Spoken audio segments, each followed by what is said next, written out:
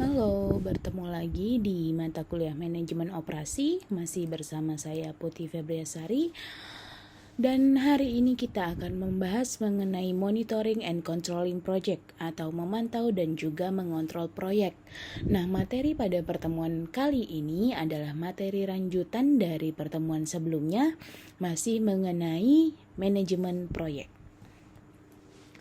Nah, sesuai dengan urutannya ya, nomor 3, ini adalah sambungan dari materi yang sebelumnya. Nah, di materi ketiga ini kita akan membahas mengenai memantau dan juga mengontrol proyek. Setelah perencanaan proyek selesai, tantangan selanjutnya adalah menjaga agar proyek tetap sesuai jadwal dalam hal anggaran sumber daya yang dialokasikan.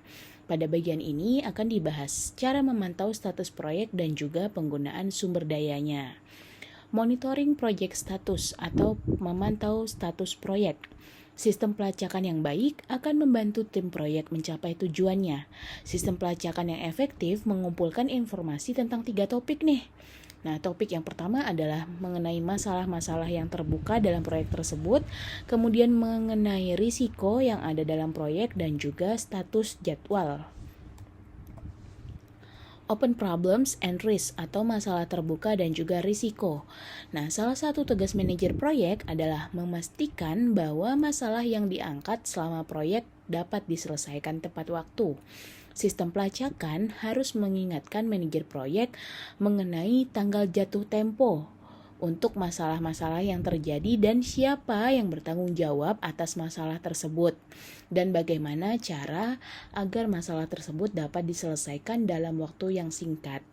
Selain itu, sistem pelacakan harus memberikan status mengenai risiko, apakah risiko tersebut nantinya akan berpengaruh pada pekerjaan-pekerjaan yang ada di proyek tersebut, apakah akan terjadi penundaan dan lain sebagainya.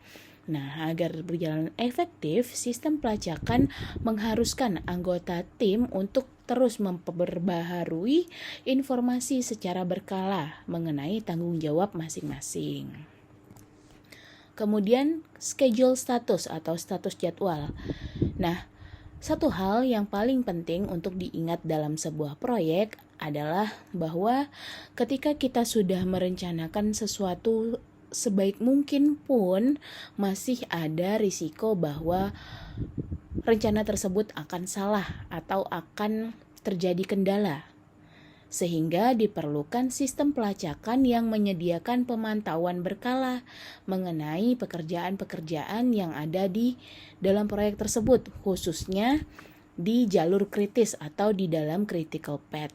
Nah, pembaharuan informasi secara berkala ini tujuannya tentu saja untuk meminimalisir risiko-risiko tertundanya selesai aktivitas proyek tersebut.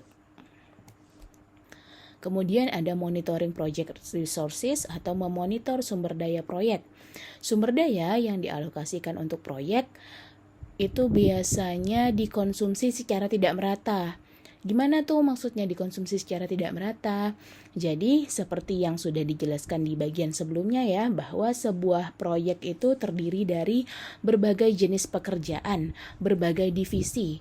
Nah, masing-masing pekerjaan atau divisi tersebut membutuhkan sumber daya yang berbeda karena tingkat kesulitan pekerjaannya pun berbeda-beda. Semakin sulit pekerjaan biasanya membutuhkan tenaga yang semakin ahli atau semakin banyak dan juga butuh biaya yang semakin tinggi, sehingga dikatakan bahwa setiap aktivitas dalam proyek tersebut memiliki tingkat konsumsi sumber daya yang tidak merata. Nah, sebuah proyek itu memiliki siklus hidup yang terdiri dari 4 fase utama, yaitu definition and organization, kemudian planning, execution, dan juga close out. Masing-masing dari 4 fase tersebut membutuhkan komitmen sumber daya yang berbeda, karena jenis pekerjaannya pun berbeda-beda.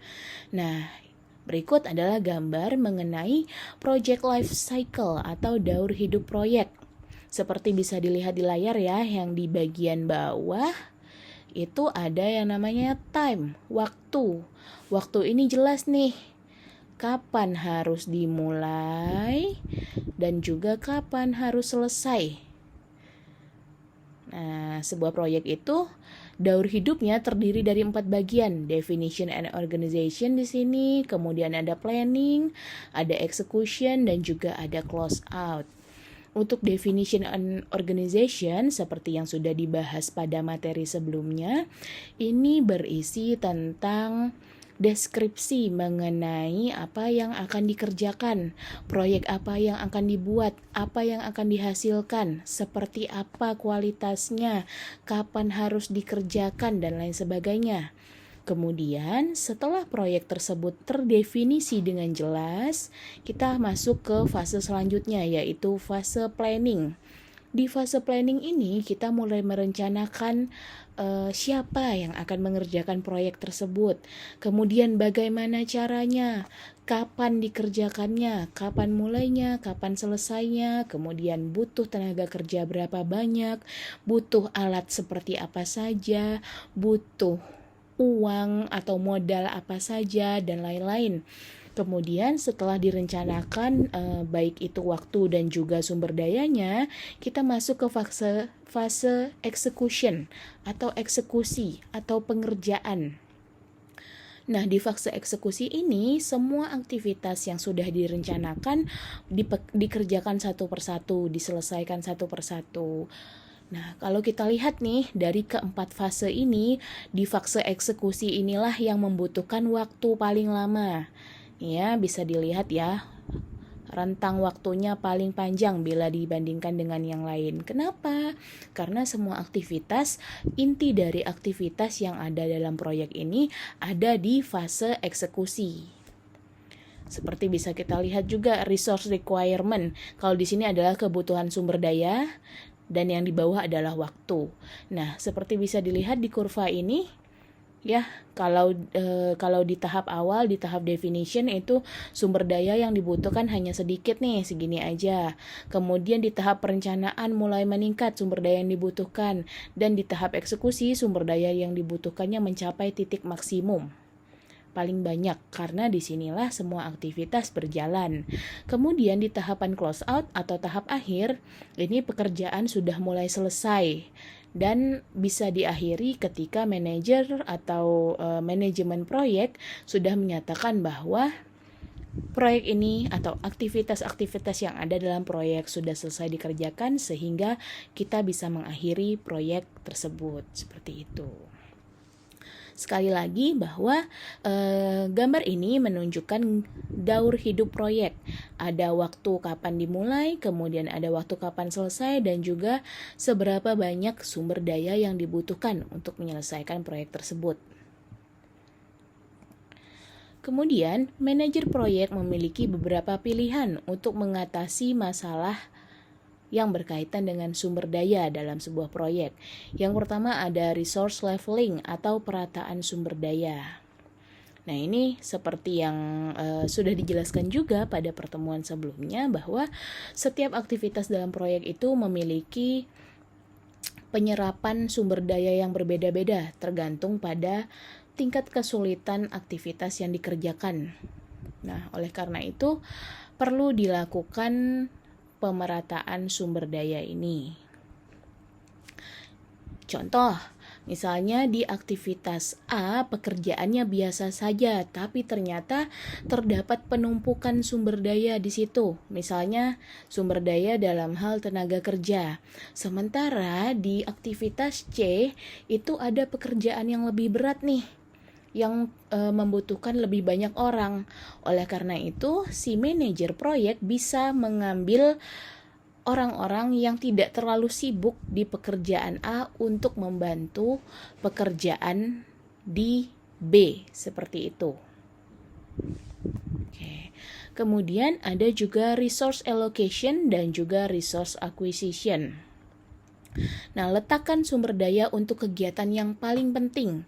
Dari sekian banyak aktivitas yang ada di proyek, perlu diidentifikasi nih, aktivitas mana sih yang paling penting, yang paling butuh perhatian, maka ditaruhlah lebih banyak sumber daya, baik itu dalam hal tenaga kerja, maupun dalam hal peralatan dan juga modal di pekerjaan tersebut, sehingga pekerjaan itu bisa selesai sesuai dengan apa yang diharapkan dan tepat pada waktunya.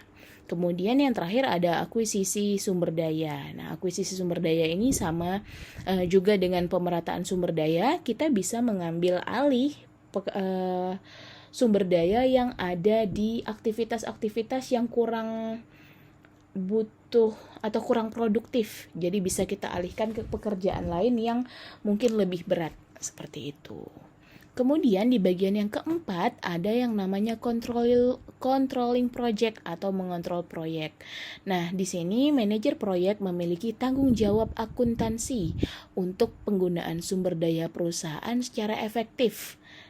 Nah, manajer perlu mengelola kegiatan semaksimal mungkin agar sumber daya yang dimiliki itu cukup untuk menyelesaikan proyek tersebut tepat pada waktunya sesuai dengan kualitas yang sudah ditetapkan. Kemudian aset-aset perusahaan meliputi aset fisik, sumber daya, dan juga keuangan ini hendaknya dimanfaatkan atau dikelola dengan baik agar tidak terbuang sia-sia atau tidak terjadi pemborosan. Nah, untuk aset fisik ini biasanya dikendalikan oleh pemeliharaan mesin dan juga peralatan, sehingga kegagalannya tidak menunda proyek. Jadi mesin-mesin yang ada atau mesin-mesin yang digunakan di proyek tersebut harus dirawat dengan baik agar tidak menimbulkan kecelakaan kerja misalnya, sehingga nanti akan berdampak pada terlambatnya pekerjaan tersebut selesai. Kemudian, manajer proyek dapat mengambil keuntungan dari situasi dengan menugaskan anggota tim untuk membantu pengembangan manajerial mereka. Manajer proyek juga bertanggung jawab atas pengembangan sumber daya manusia.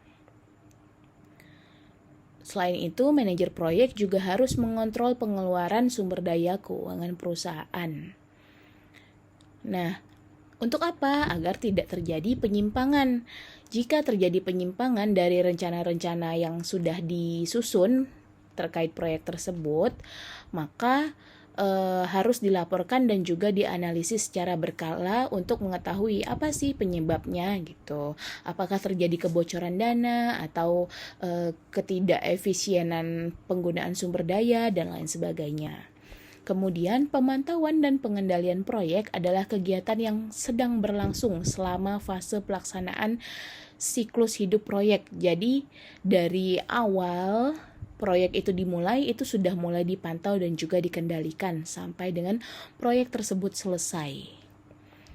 Nah, selain itu, fase ini juga menjadi ajang untuk mengumpulkan rekomendasi tim guna meningkatkan proses dalam proyek tersebut. Jadi dari awal mulai sampai akhir itu terus dipantau, gunanya untuk apa? Kalau rencananya misalnya A, gitu kan, terus tapi selama prosesnya itu terus dipantau, ternyata ada beberapa rencana yang harus diganti dengan rencana yang lebih baik, misalnya tujuannya agar mencapai efektif dan efisien. Maka hasil dari pemantauan sehari-hari dalam aktivitas proyek itu dapat digunakan sebagai rekomendasi untuk mengganti rencana yang lama dengan rencana yang baru, seperti itu.